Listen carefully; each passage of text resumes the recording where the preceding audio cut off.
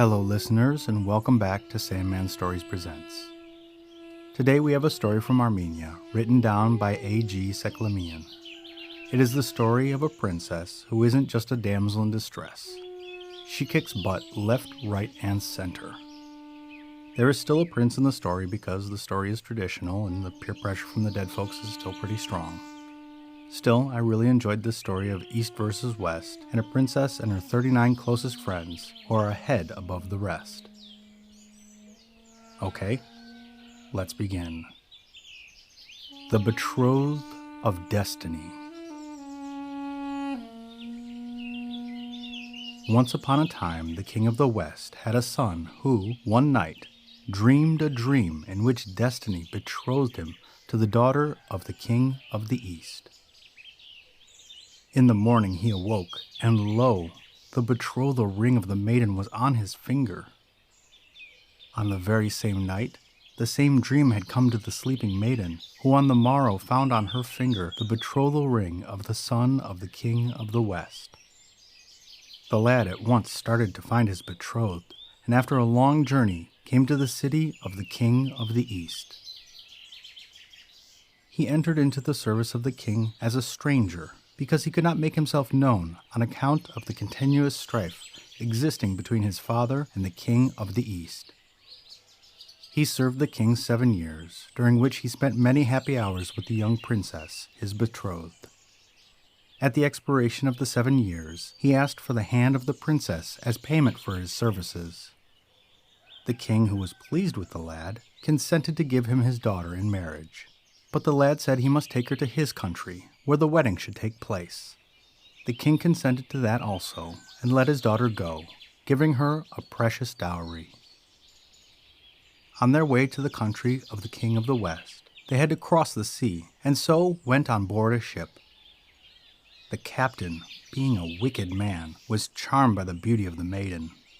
Before the ship sailed, he sent the lad ashore, bidding him to make further preparation, as the voyage would probably be long on account of the contrary winds.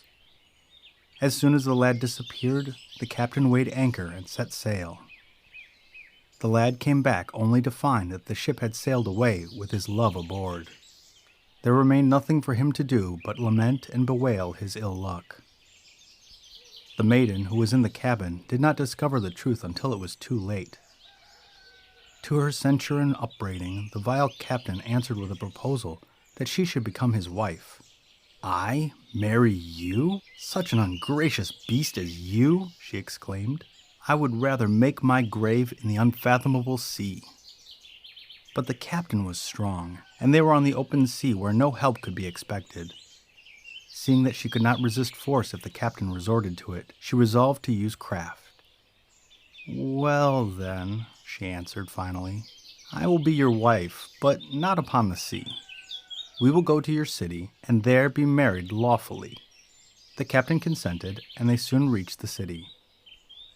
"Now, you go first," said the maiden, "and make preparation. I will wait here until you return." Without suspicion, the captain went ashore. As soon as he had disappeared, the maiden bade the sailors weigh the anchor, and set sail without knowing where to go. At last she reached a certain city and cast anchor. The king of that city was a young lad of marriageable age, who was celebrating his wedding festival. 39 beautiful maidens were already elected. Only one maiden was missing to complete the number 40 from among those he would choose his queen. The others were to become handmaids to the queen elect. The king, hearing that a beautiful maiden had come to the haven, hastened there, and seeing the princess, said to her, "Fair maiden, come and by your presence complete the number 40.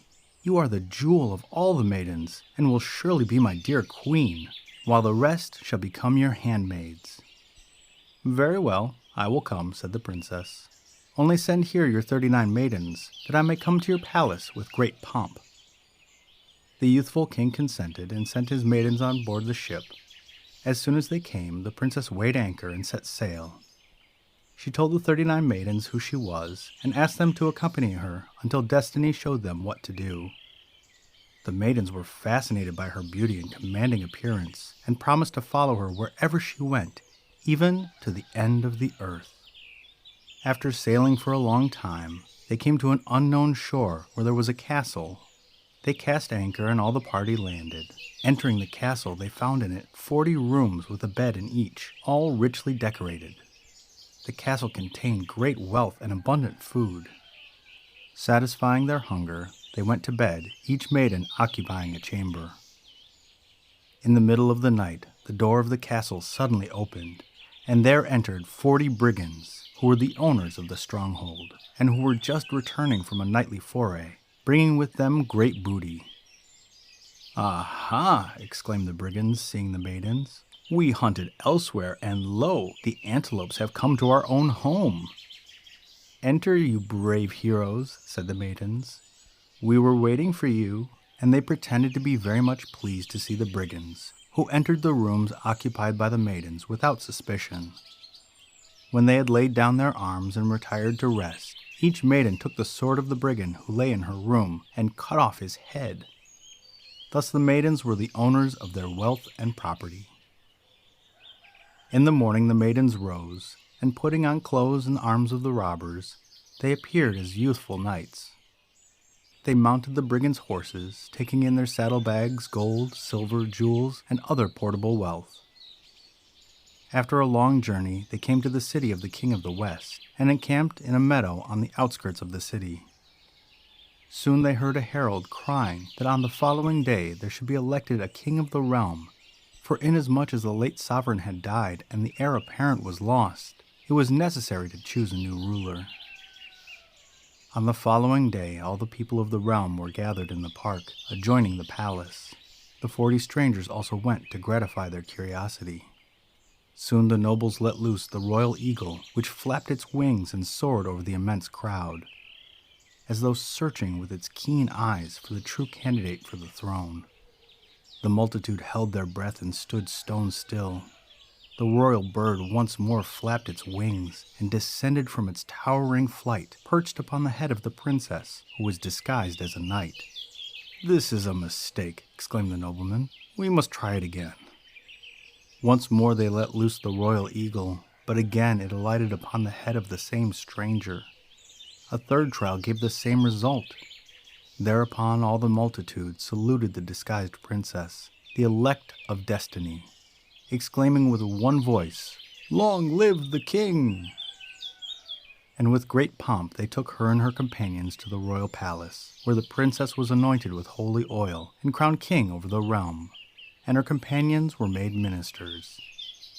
This new king proved to be the wisest and most just ruler that the country had ever enjoyed, and all the people of the realm loved and honored their sovereign with all their hearts. She built a splendid fountain in the midst of the city, on which she caused her image to be carved, so that everyone who came to drink might see it. She put guards to watch the fountain day and night, and said to them, "Watch carefully, and when you perceive a stranger who, on seeing my image, shows signs of knowing me, bring him here." One day there came a stranger who, after drinking, raised his eyes and saw the image. He gazed for a long time and sighed deeply. Immediately he was arrested and taken to the king, who, looking at him from behind a curtain, ordered him to be imprisoned. This was the captain of the ship. On another day there came another stranger, and he also sighed. It was the king, the owner of the 39 maidens. He was kept in an apartment of the palace. And at last, disguised as a stranger, came the prince, the betrothed of the ruling sovereign, and the heir apparent to the crown. He also looked at the image and sighed, and was taken to the palace. Thereupon the princess summoned a parliament of all the nobility, and of all the learned and wise men of the realm. She caused the 3 strangers to be brought before the assembly, and told her story from beginning to end. The captain was condemned to be hanged, and was executed forthwith. The lord of the 39 maidens received them all, to whose number the princess added one of her most beautiful handmaids, thus making up the 40. The prince and the princess, the betrothed of destiny, celebrated their wedding with great joy and pomp for 40 days and 40 nights. The prince, as the true heir, was crowned king, his consort became the queen, and they reigned together. Thus they reached their desire, May all of us attain our desires and the happiness ordained to us by an all-wise providence. 3 apples fell from heaven, one for me, one for the storyteller, and one for him who entertained the company. The end.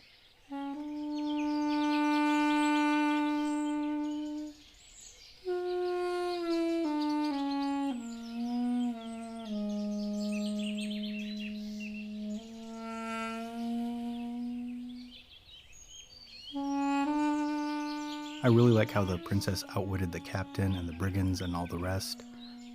When the brigands came in and the maidens all chopped off their heads, that was pretty wild. The repetition of the bird landing on the head of the sovereign can also be heard in the Turkish fairy tale entitled Fear, episode 110. I don't like how she had to move aside to make room for the king when he came back, but of course it reflects the culture at that time. Man king, woman queen. Still, the story gives me some pretty strong girl power vibes, and it can be adapted to end however you like. The podcast shoutout is to Campfire Classics. Heather and Ken, and sometimes a guest if one of them is off acting, find those books that sit up on your shelf, but you never bother to read, and they do a cold reading of them. These books often have very silly or nonsensical passages that leave Ken and Heather in stitches. It is very much a fun and entertaining podcast. And if you enjoy it as much as I do, go and give them a 5-star rating on Podchaser, Good Pods, or iTunes or Spotify. And the listener shoutout is to Dallas, Texas. You are 17% of my listeners from the Lone Star State, once the land of the Caddo people, then a part of the Spanish Empire, and then a short-lived Republic of Texas, and finally the 28th state in the nation. Dallas is the 9th largest city in the nation, but it's not even the largest city in Texas. So I guess they do it bigger in Texas. A shout out goes to my grad school professor, Dr. Villanueva, who resides somewhere in Texas. You really helped me understand curriculums a lot better. Thank you, and good night.